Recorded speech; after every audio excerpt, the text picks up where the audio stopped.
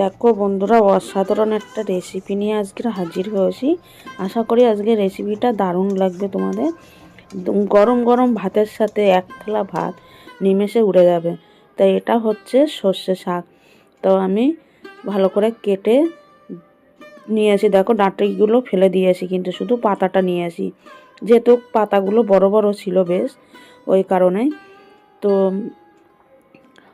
গরম গরম ভাতের সাথে যদি এরকম সর্ষে শাক বাটা হয়, সর্ষে পাতা, তা নিমেষে কিন্তু এক থালা ভাত উড়ে যাবে।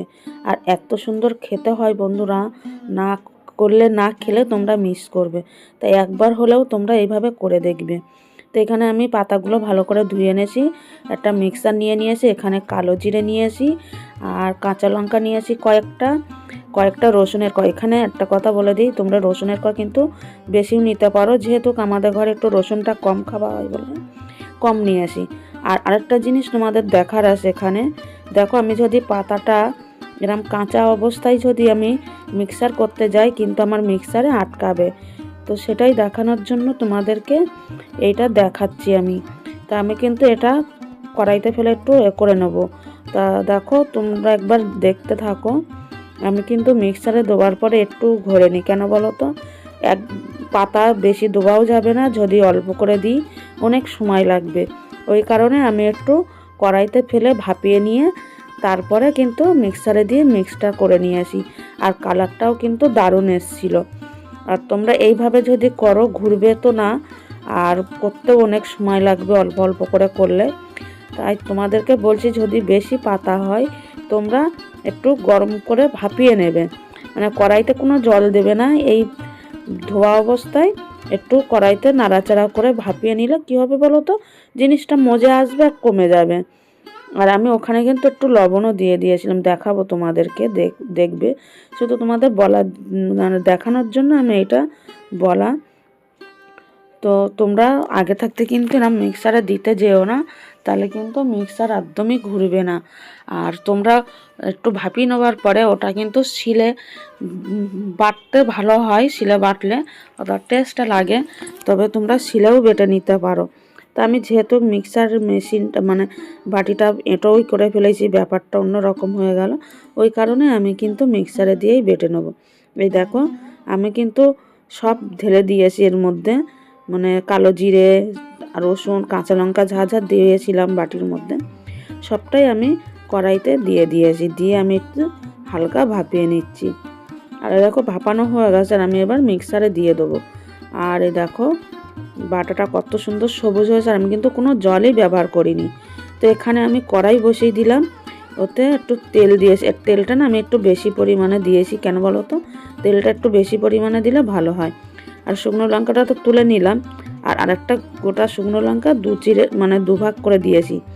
দিয়ে তেলটা গরম হয়ে গেলে ওর মধ্যে কিন্তু আমি পাতা বাটাগুলো দিয়ে দিলাম, সর্ষে শাক বাটাগুলো। তো এইবার আমি ভালো করে কিন্তু নাড়াচাড়া করতে থাকবো, আর অনবরত এরকম নাড়া দিতেই হবে, নাইলে এক সাইড পুড়ে যাবে, ওই কারণেই। আর আমি কিন্তু গ্যাসটা একদম কিন্তু লো আঁচে দিয়ে রেখেছি, যাতে না ধরে যায় নিচ দিয়ে। আর অনবরত নেড়ে যেতে হবে, তাহলে কি বলতো, জলটা অনেকটা শুকিয়ে যাবে, আর জলটা যত শুকাবে ততই ভালো হবে। আর সর্ষে শাকটা কিন্তু একটু টিটকুর হয়, ওর জন্য কিন্তু অনেকে খেতে চায় না।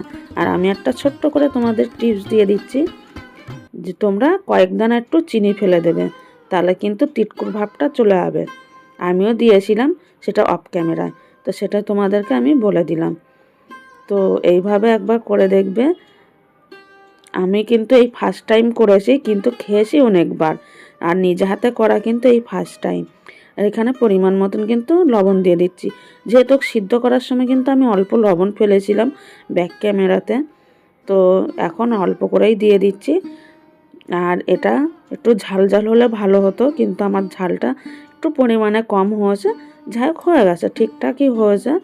মানে যারা একটু ঝাল বেশি খায় তাদের একটু ঝালটা বেশি লাগবে। আর তোমরা একবার হলেও বাড়িতে এইভাবে কিন্তু বানিয়ে দেখবে। আমি প্রথমেই বানালাম, একটু ভয় ভয় করে বানাচ্ছিলাম, কিন্তু বন্ধুরা খাওয়ার সময় ভাগে কুলায়নি, জানো তো, এত সুন্দর হয়েছে খেতে। তোমরাও এইভাবে একবার বানিয়ে দেখবে, অসাধারণ লাগে। আর ভালো লাগলে আমার চ্যানেলটাকে সাবস্ক্রাইব করে দিও। আর যারা এখনও পর্যন্ত আমার চ্যানেলটা সাবস্ক্রাইব করোনি একটু সাবস্ক্রাইব করে দিও, দিয়ে পাশে থাকা বেলটা বাজিয়ে দিও। আর বন্ধুরা নামানোর আগে আগে কিন্তু একটু কাঁচা তেল দিয়ে দেবে, হ্যাঁ, তাহলে কিন্তু এমনি তো সর্ষে শাক একটু ঝাঁঝ ঝাঁঝ হয়, তাছাড়াও একটু সর্ষের তেল দিলে কাঁচা ওটা খেতে আরও দ্বিগুণ বেড়ে যায় টেস্টটা।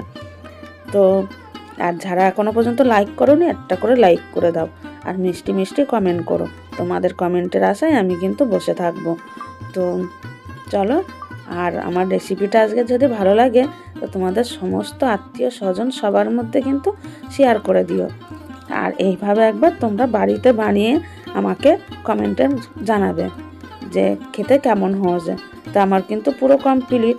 এবার দেখো আমি পরিবেশন করে নিয়েছি। তা এখানে পরিবেশন করার পরে একটা শুকনো লঙ্কা ভেজে নিয়েছিলাম, সেটা আমি উপর দিয়ে দিয়েছি। ঝালটা কম লাগবে, সে একটু শুকনো লঙ্কা ভেঙে মেখে নিতে পারে গরম গরম ভাতের সাথে। আর গরম গরম ভাতের সাথে পুরো জিনিসটা পুরো জমে ক্ষীর। তো তোমরা একবার হলেও এইভাবে বানিয়ে দেখবে। আর এখন সর্ষে শাকটা সমস্ত কলকাতা বাজার আর গ্রামের দিকে তো মাঠে ঘাটে সব জায়গায় হয়ে আসে এখন, যেহেতু সর্ষে শাকের সিজন। তো চলো বন্ধুরা, আজকের ভিডিওটা এখানেই শেষ করছি।